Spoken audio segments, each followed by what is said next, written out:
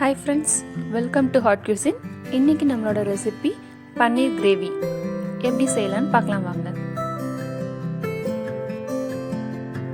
இந்த கிரேவி செய்கிறதுக்கு நான் ஒரு 200 கிராம் பன்னீர் எடுத்து பெரிய சைஸாக இப்படி கட் பண்ணி எடுத்து வச்சுருக்கேன்.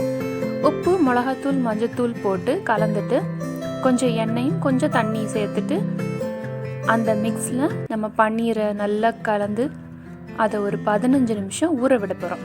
கிரேவி செய்கிறதுக்கு ஒரு பெரிய சைஸ் தக்காளி, பெரிய சைஸ் வெங்காயம் சும்மா ரஃப்பாக கட் பண்ணிக்கலாம். பேனில் ஒரு ஸ்பூன் பட்டர் விட்டுட்டு பட்டர் உருகுனதுக்கப்புறமா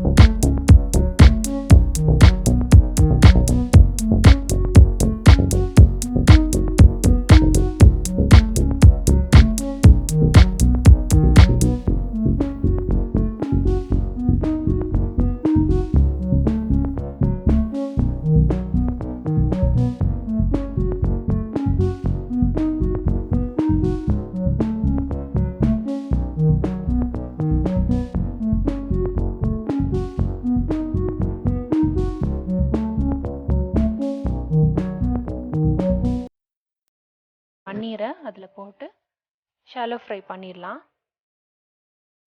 எல்லா சைடும் அந்த மசாலா வேகிற அளவுக்கு திருப்பி திருப்பி விட்டு பன்னீரை நல்லா பொரிச்சு எடுத்துடணும்.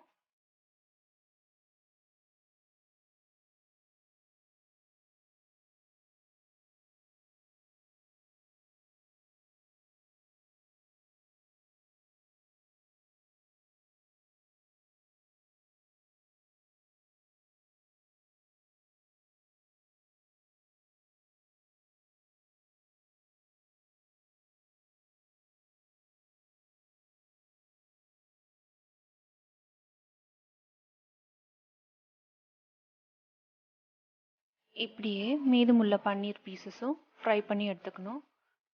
ரொம்ப கருக விட்டுறக்கூடாது.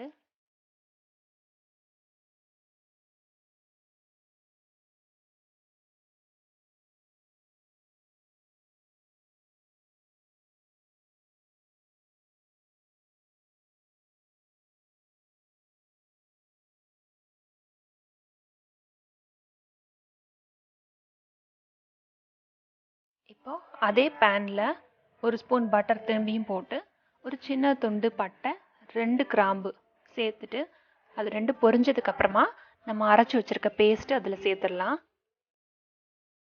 இது நம்ம ஆல்ரெடி வதக்கி அரைச்சிருக்கிறதுனால ரொம்ப நேரம் வதக்கணும்னு அவசியம் இல்லை.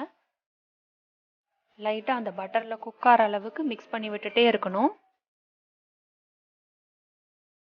கொஞ்சம் மிக்சியில் உள்ள தண்ணியும் சேர்த்து நம்ம ஆட் பண்ணிடலாம். ஒரு ஸ்பூன் சுகர், தேவையான அளவு உப்பு எல்லாம் சேர்த்துடலாம். இந்த ஸ்டேஜில் சேர்த்துட்டு லைட்டாக வதக்கிட்டு நம்ம தேவைப்பட்டா ஃப்ரெஷ் க்ரீம் கூட 2-3 ஸ்பூன் ஆட் பண்ணிக்கலாம்.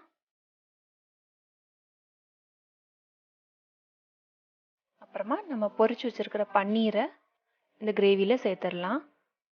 பன்னீரை அப்படியே கொட்டாமல் கையால் ஒன்று ஒன்றா எடுத்து அந்த கிரேவியில் சேர்த்துடணும்.